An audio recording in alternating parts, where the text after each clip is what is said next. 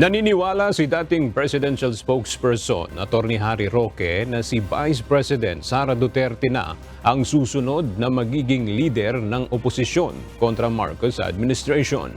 Ito ang inihayag ni Atty. Roque kasunod ng pagbibitiw sa gabinete ni VP Sara bilang kalihim ng Department of Education at Vice Chairperson ng NTF-ELCAC. Isa sa aming tingin kung bakit medyo naliligaw ang mga oposisyon kay Marcos ay dahil walang leader. Paano ka nga magiging oposisyon sa Marcos? Samantalang ang inaasahang leader ay nandoon, kabahagi pa rin ng official family ni Marcos. So ngayon hindi na po siya kabahagi ng official family ni Marcos, titingalain na po siya bilang oposisyon ng leader. Hindi na po tayo headless chicken. Dagdag pa ni Roque, ang pagbibitiw ni VP Sara sa gabinete ay pagpapakita lamang aniya na dissolve o lusaw na ang unit team.